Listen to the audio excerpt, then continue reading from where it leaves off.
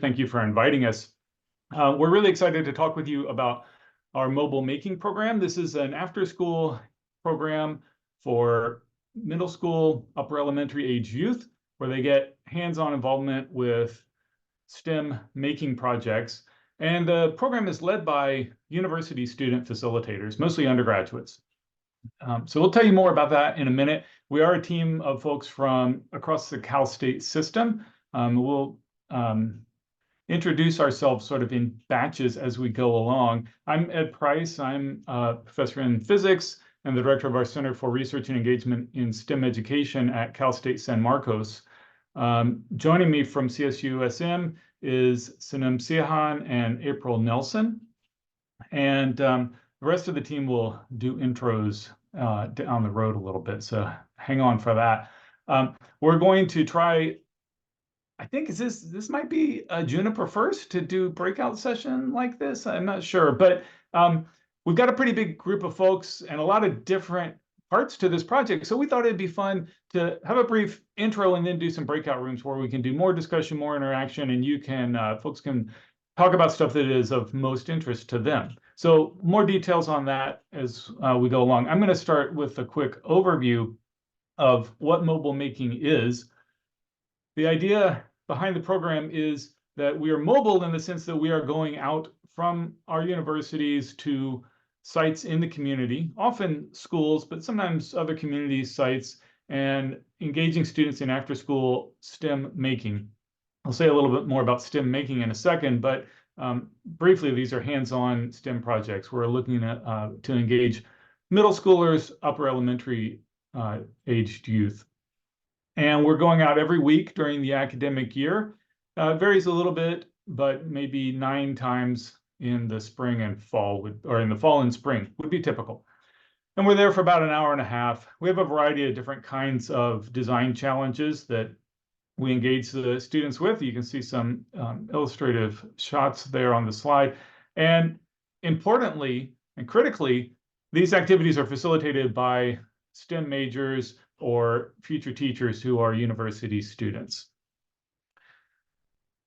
To give you a little context, like I said, I'm at Cal State San Marcos. We're in the San Diego region. We've been doing the mobile making program here for about a decade. And starting small, but now at a pretty large scope where we might go out to 20 sites every week. And we have now, in the last couple of years, also mobile making programs going at Long Beach State, Cal Poly San Luis Obispo, and Fresno State. So those are all campuses in the Cal State system. If you're familiar with the California higher education system, we have the UCs, the University of California system, which is kind of the premier research-focused PhD granting institution, and the Cal State University is the People's University. We have 23 campuses, nearly 500,000 students, a very diverse student population, and we offer masters more or less as our highest degrees. We tend to be a regional university, so we're drawing students from the surrounding area. And we focus on teaching, service learning, community engagement. Those are all really important aspects of our for our system. We also have involvement in this project from the Chancellor's Office, and I think Frank Gomez from the Chancellor's Office is here joining us. So thank you for being here, Frank.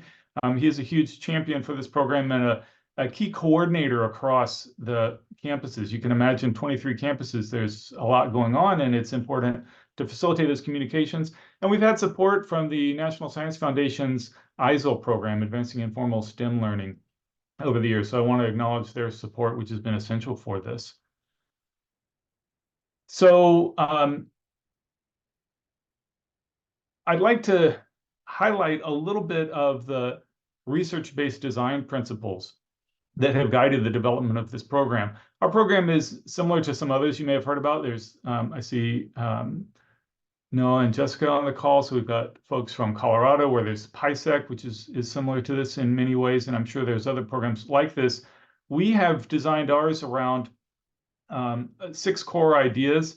One is to provide access to resources. That's why we're mobile. We're not asking our students to come to us. They may not have transportation, or they may not be able to join a fee-based makerspace or some other kind of programs. We use a diverse group of near-peer leaders. So the students on our campuses often, certainly on our campus here at San Marcos, reflect the population in the surrounding communities. In fact, most of our students come from around here, and so they're going back into schools and communities that are familiar to them, sometimes even schools that they may themselves have attended. And so they're able to connect with the youth in those programs in a really powerful way. About half of our students are the first in their family to graduate college, and many of the youth that we're working with would also be first-generation students. So there's a really important mentoring element there as well when we think about college going. We try to employ authentic activities, and I'll say more about what those look like in a minute.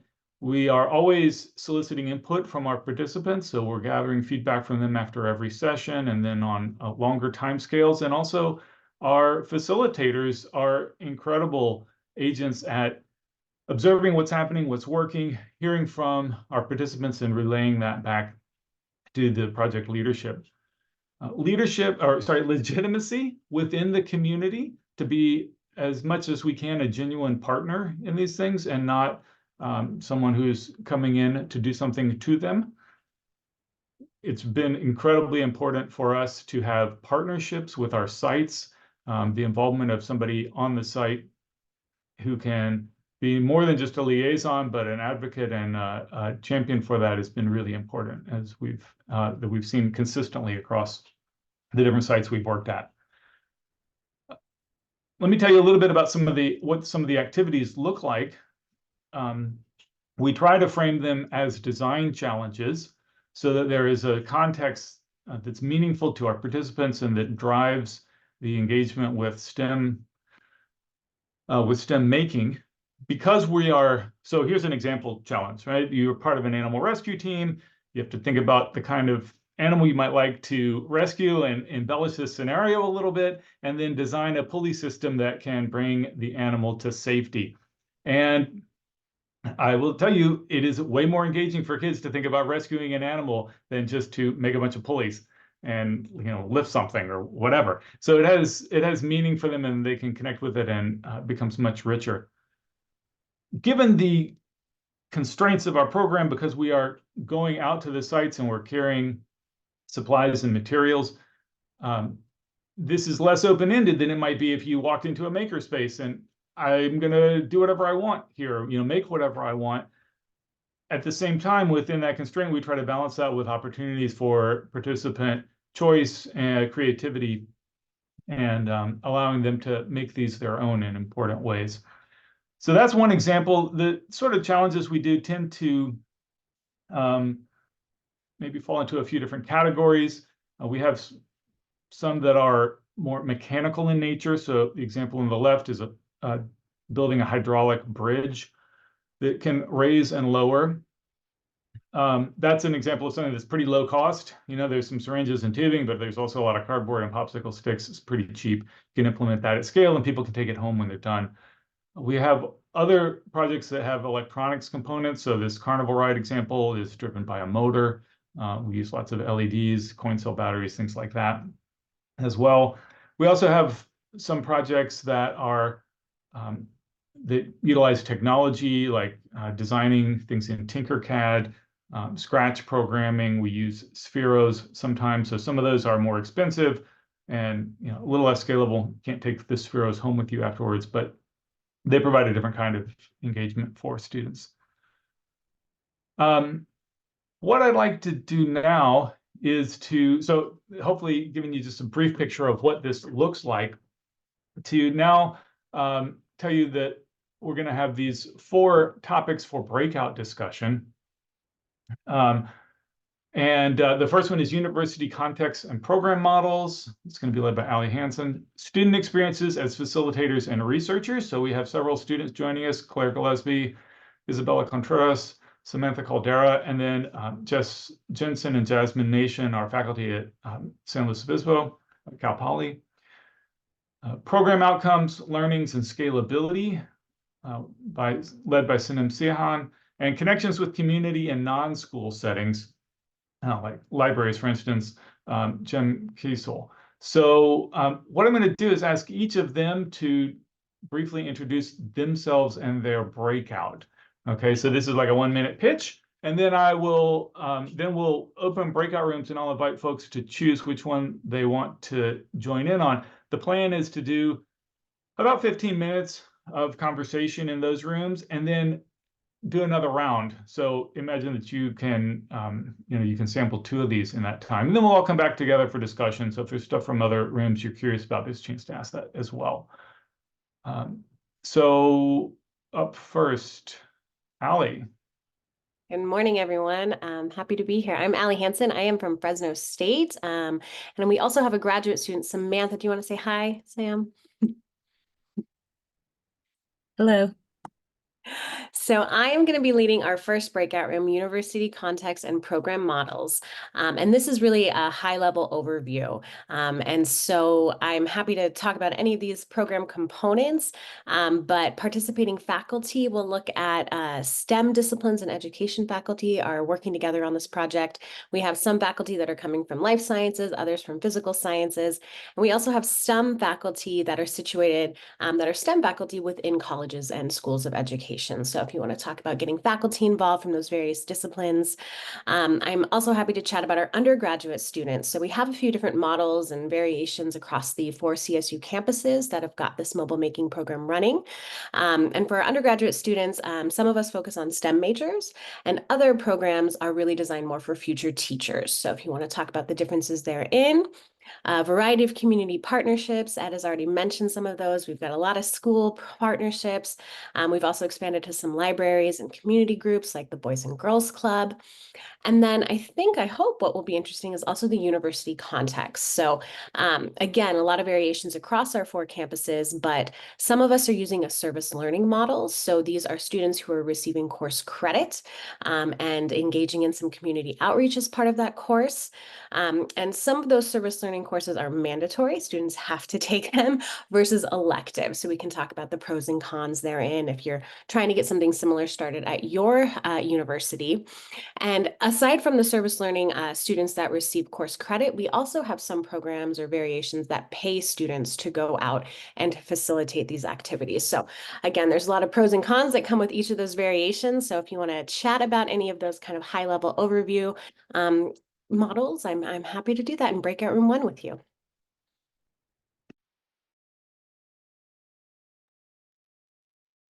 Hi, y'all. I'm Jess Jensen. I am at Cal Poly SLO, and I co-coordinate the multiple subject or elementary education program and specialize in math education. Before we get to introducing other people, I also wanted to just give a shout out to Kristen Bridgeford, who's also in the audience. She is not a part officially of this presentation, but she's a driving force of teaching the course on our campus that gets our students out into the schools and coordinating that. So thank you for all that you do, Kristen. Jasmine, do you want to say hi and introduce yourself?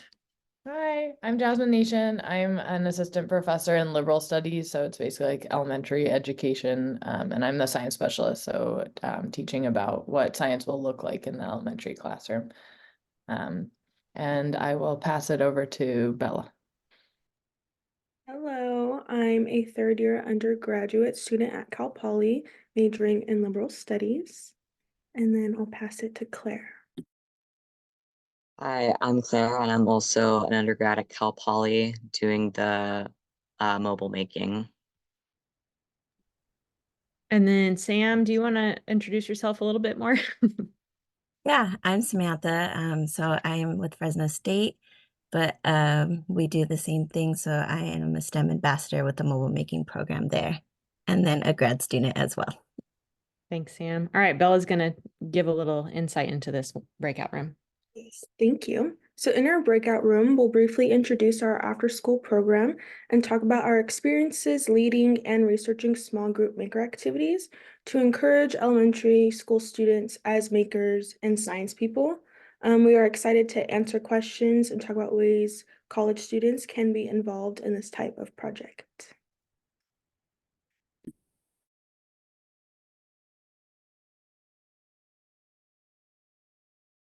Awesome, thank you. And Sam, sorry if I put you at Cal Poly. No worries.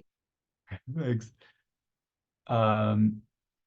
Breakout room 3, Sinem. Hi everyone, good morning. My name is Siyahhan. I'm a faculty in the School of Education at Cal State San Marcos. I'm also the Associate Director of CRESI, working with Ed and April closely. In this session, I'll be talking about how we scaled up the mobile making program in our region over a period of a decade. And what lessons we learned throughout that process, as well as talking about how we scaled out to other CSUs. And not only I'm going to be talking about the lessons learned, but also some opportunities that arise as we scale and things that we learn, as well as some data points, data collection that we engaged in and how that relates to program outcomes. Great. And Jim, breakout 4. It's been a while. Anyway, sorry about that. Hi, everyone. My name is Jim Kissel. I am a professor of science education at Cal State Long Beach. Our department is a little different in the sense that we are a Department of Science Education located in the College of Natural Sciences. So we kind of straddle a couple lines there. But I want to talk today a little bit about some of the things we're doing where we're connecting with settings other than school settings. There's so many different sort of community opportunities, and that's something that I'm very interested in, looking at learning outside of a classroom space. So we'll talk a little bit about our collaboration with the Downey City Library, which is a community about 15 minutes north of Long Beach. Talk a little bit about how that space is a little different than other spaces because just by the nature of who's attending. And then a little bit about some of the thoughts and some of the things we've done to sort of leverage what already exists, both at the university and at these different sites, and using that as a starting point for creating these kinds of relationships. So. Okay, awesome. So thank you, Jim, and everybody. So as a reminder, we're going to try to do 2 rounds of this. The 4 different breakouts are listed on this slide, so you can go to one and then go to another one.